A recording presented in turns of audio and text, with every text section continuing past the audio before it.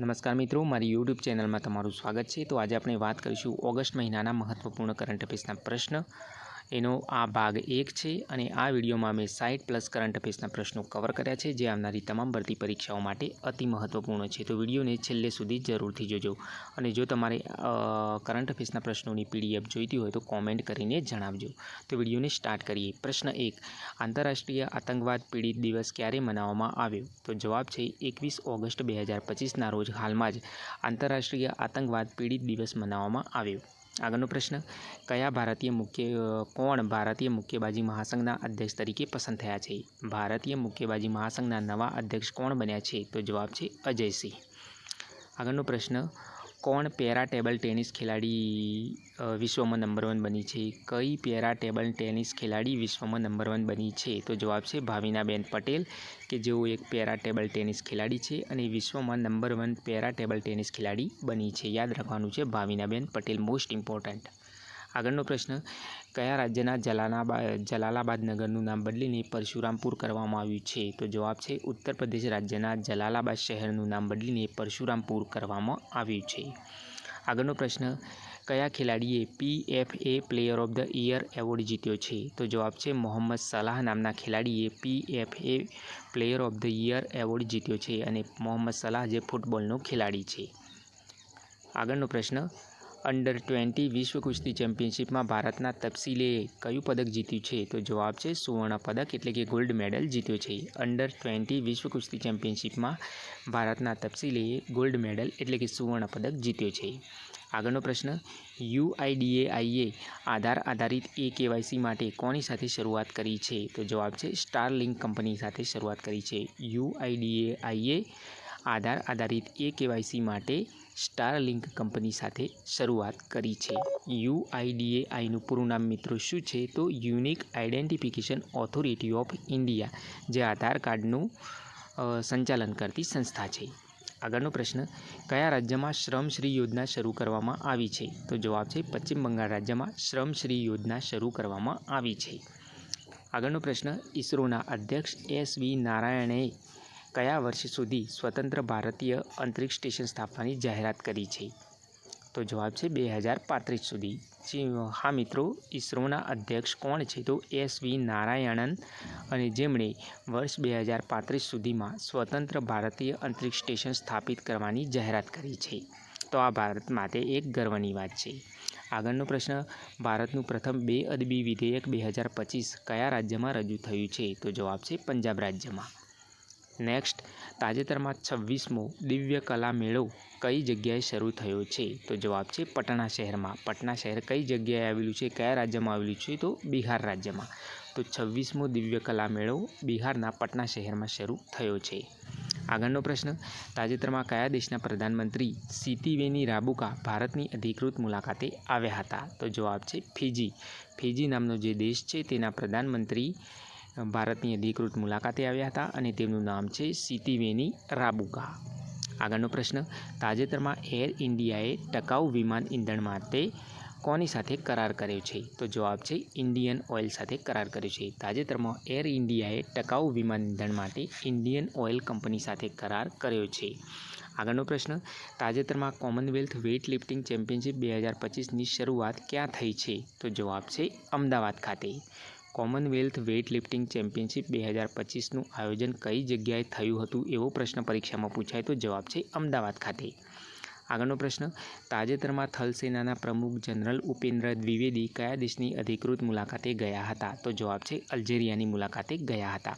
પરીક્ષામાં મિત્રો એ પ્રશ્ન પૂછાય કે થલ સેનાના વર્તમાન પ્રમુખ કોણ છે? તો જવાબ છે જનરલ ઉપેન્દ્ર દ્વિવેદી।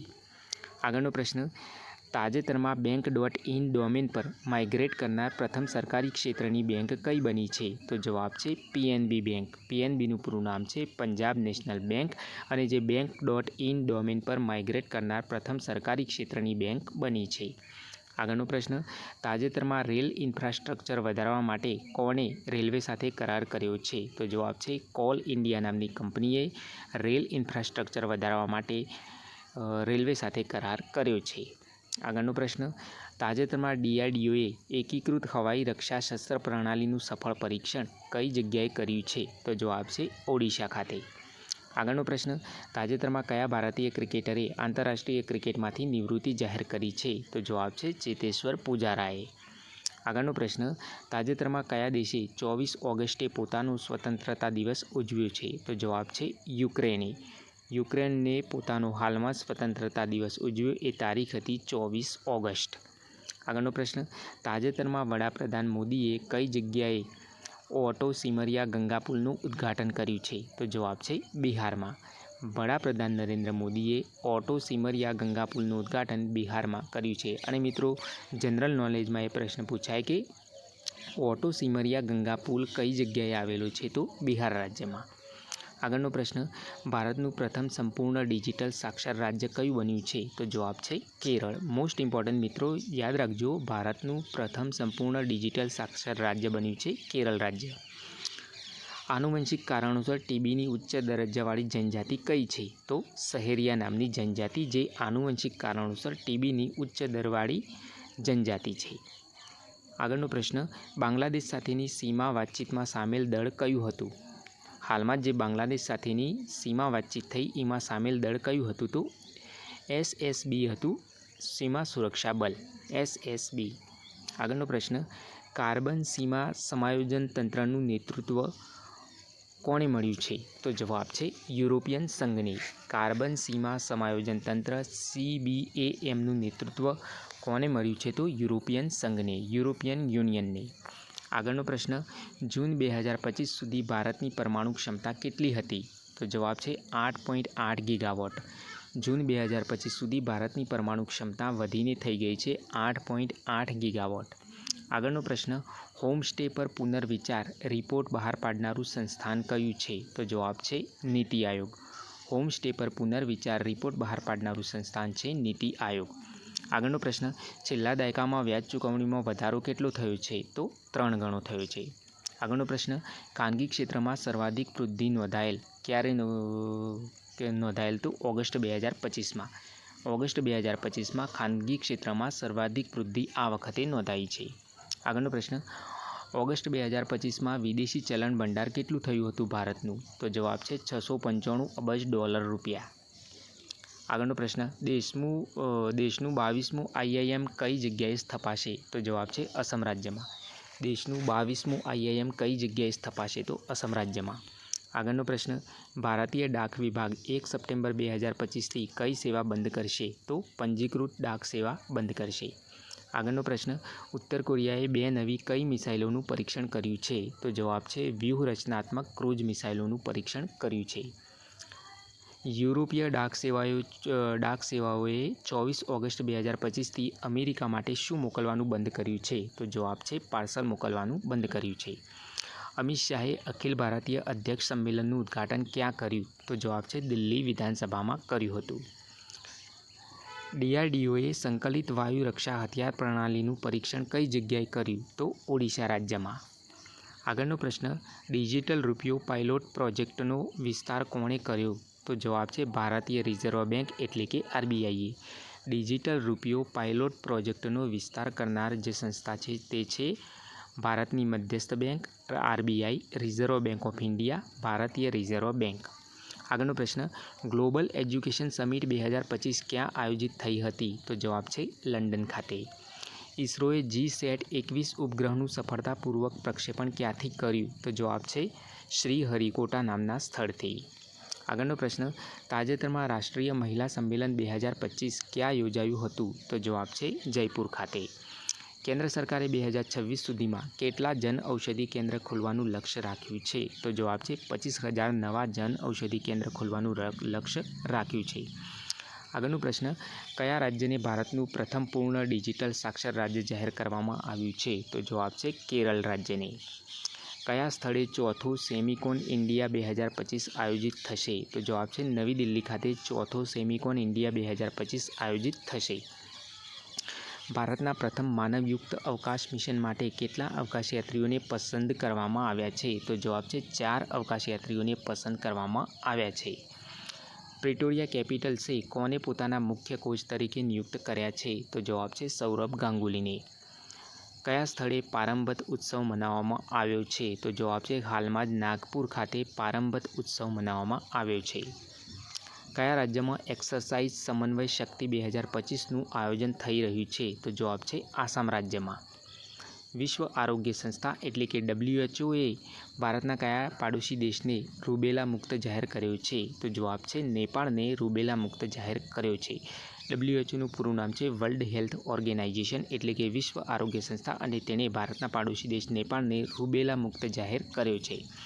આગળનો પ્રશ્ન, DRDOએ કઈ જગ્યાએ integrated air defence weapon system IADWSનું સફળ પરીક્ષણ કર્યું છે? તો જવાબ છે ઓડિશા ખાતે. આગળનો પ્રશ્ન, કયા ભારતીય ક્રિકેટરે ક્રિકેટના તમામ ફોર્મેટમાંથી નિવૃત્તિની જાહેરાત કરી છે? તો જવાબ છે ચેતેશ્વર પુજારાએ. આગળનો પ્રશ્ન, દેશનું 22મું IIM કઈ જગ્યાએ સ્થપાશે? તો અસમ રાજ્યમાં. નાગાલેન્ડ રાજ્યના 22મા રાજ્યપાલ કોણ બન્યા છે? તો જવાબ છે અજય કુમાર ભલ્લા. નાગાલેન્ડ રાજ્યના 22મા રાજ્યપાલ બન્યા છે અજય કુમાર ભલ્લા. આગળનો પ્રશ્ન, ભારતે કઈ તારીખે આયુર્વેદ દિવસ મનાવવાની જાહેરાત કરી છે? તો જવાબ છે 23મી સપ્ટેમ્બરે ભારતે 23મી સપ્ટેમ્બરના દિવસે આયુર્વેદ દિવસ મનાવવાની જાહેરાત કરી છે. પ્રથમ ખેલો ઇન્ડિયા વોટર સ્પોર્ટ્સ ફેસ્ટિવલ 2025માં કયું રાજ્ય પ્રથમ સ્થાને રહ્યું? તો જવાબ છે મધ્યપ્રદેશ. ભારતે કયા દેશમાં પોસ્ટલ સેવાઓ એટલે કે ડાક સેવાઓનું તાત્કાલિક સસ્પેન્શન કર્યું છે? તો જવાબ છે અમેરિકામાં. ભારત અને કયા દેશ દ્વારા 14મું સંયુક્ત સૈન્ય અભ્યાસ યોજાશે? તો જવાબ છે ભારત અને થાઇલેન્ડ વચ્ચે 14મું સંયુક્ત સૈન્ય અભ્યાસ યોજાશે. અને કઈ જગ્યાએ થશે આયોજન? તો મેઘાલય રાજ્યમાં. IMD સ્માર્ટ સિટી ઇન્ડેક્સ 2025માં કયું શહેર પ્રથમ સ્થાને રહ્યું છે? તો સ્વિટ્ઝરલેન્ડનું ઝુરિક શહેર IMD સ્માર્ટ સિટી ઇન્ડેક્સ 2025માં પ્રથમ સ્થાને રહ્યું છે. સ્વિટ્ઝરલેન્ડનું ઝુરિક મોસ્ટ ઇમ્પોર્ટન્ટ યાદ રાખવાનું છે. કયા સ્થળે પૂર્વ ભારતીય ક્રિકેટર સુનિલ ગાવસ્કરની પ્રતિમાનું અનાવરણ થયું? તો જવાબ છે મુંબઈ ખાતે. મુંબઈ ખાતે પૂર્વ ભારતીય ક્રિકેટર સુનિલ ગાવસ્કરની પ્રતિમાનું હાલમાં જ અનાવરણ કરવામાં આવ્યું છે. ઇંગા રૂડીજીને કયા દેશની નવી પ્રધાનમંત્રી બની?